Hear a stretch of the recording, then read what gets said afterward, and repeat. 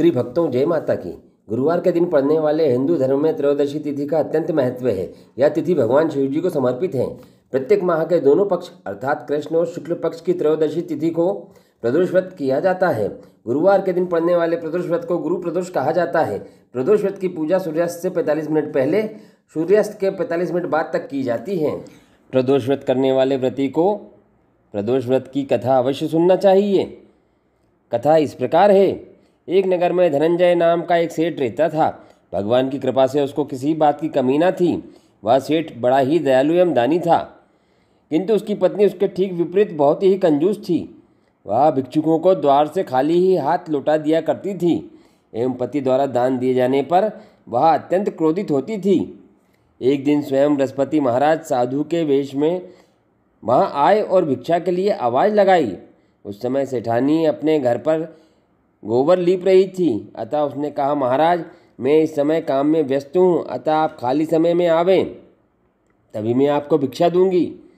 यह सुनकर गुरु महाराज वापस लौट आए। कुछ दिन बीत जाने पर पुनः बृहस्पति देव उस सेठ के यहाँ भिक्षा मांगने के लिए गए, किंतु इस बार सेठानी भोजन बना रही थी। उसने कहा कि उसे इस समय फुर्सत नहीं है, फिर बाद में आना। यह सुनकर वह गुरु महाराज वापस लौट गए। कुछ समय पश्चात पुनः गुरु महाराज सेठ के घर गए, किंतु सेठानी ने कहा कि मैं खाली नहीं हूँ। पुनः बहाना करके साधु महाराज को लौटाना चाहा। साधु महाराज बोले, इस प्रकार तो तुम्हें दान एवं भिक्षा देने के लिए कभी समय मिलेगा ही नहीं, अतः तुम एकदम खाली हो जाओ। बृहस्पतिवार को कुछ दिन चढ़ जाने के बाद सोकर उठो तथा घर में झाड़ू लगाकर कूड़े को बीच आंगन में डाल दो। इसके बाद घर में चौका न लगाओ और भोजन चूल्हे के पीछे रख दो। घर में कोई भी पीली वस्तु न खाए तथा पीले वस्त्र न पहने। घर के लोग बृहस्पतिवार को बाल अवश्य बनवाएं तथा जब अधिक रात हो जाए तब दीपक जलाना। इस प्रकार से तुम बिल्कुल ही खाली हो जाओगी। ऐसा कहकर साधु रूपी बृहस्पति भगवान वहाँ से थोड़ी दूर जाकर अंतर्ध्यान हो गए। सेठानी ने भी साधु द्वारा बताए गए कथन के अनुसार अपने कार्य को करना प्रारंभ कर दिया, जिससे कुछ ही दिनों में उसके सब धन का नाश हो गया। कुछ दिन व्यतीत हो जाने पर बृहस्पति देव पुनः सेठानी के घर साधु वेश में भिक्षा मांगने गए। सेठानी साधु को पहचान कर बोली, महाराज इस समय मेरे पास कुछ भी नहीं है, मैं आपको क्या दे सकती हूँ। यह सुनकर साधु महाराज बोले कि अब तो तुम्हें हर समय अवकाश है, अब तो कुछ हमें देना चाहिए।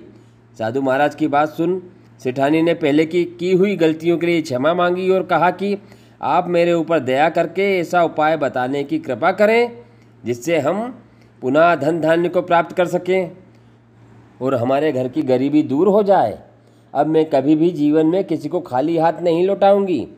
सेठानी के इस प्रकार के विनय को सुनकर साधु महाराज ने कहा कि अब तुम अपने नियमों में परिवर्तन करो और प्रातःकाल जल्दी सोकर उठो, घर को गाय के गोबर से लीपो, शाम को सूर्यास्त के बाद ही समय पर दीपक जलाओ, भिक्षुओं एवं महात्माओं को साधुओं को खाली हाथ न लौटाओ। बृहस्पतिवार के दिन घर वाले लोग हजामत न बनवाएं, पीले वस्त्र धारण करें, पीली वस्तुओं का दान करें, पीली वस्तुओं से उद्यापन करें और ब्राह्मणों को यथाशक्ति दान दें।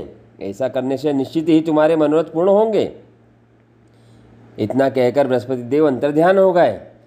जिस प्रकार से साधु महाराज ने बताया, सेठानी ने उसी प्रकार से वह कार्य किया और गुरुवार का व्रत करने लगी, जिसके प्रभाव से उसका घर पहले से भी अधिक हरा भरा तथा धन धान्य से परिपूर्ण हो गया।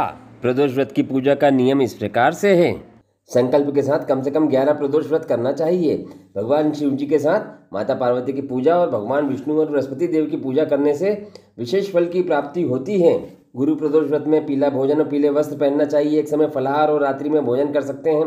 ब्राह्मणों को पीली वस्तुओं का दान करना चाहिए। बृहस्पतिवार के दिन प्रदोष व्रत रखने से गुरु ग्रह के दोष समाप्त होते हैं। भगवान शिव, भगवान विष्णु और बृहस्पति देव की विशेष कृपा प्राप्त होती है और समस्त विद्याओं की प्राप्ति कर मनुष्य दीर्घायु होता है। कृपया वीडियो को लाइक एवं चैनल को सब्सक्राइब जरूर करिए। जय श्री कृष्ण।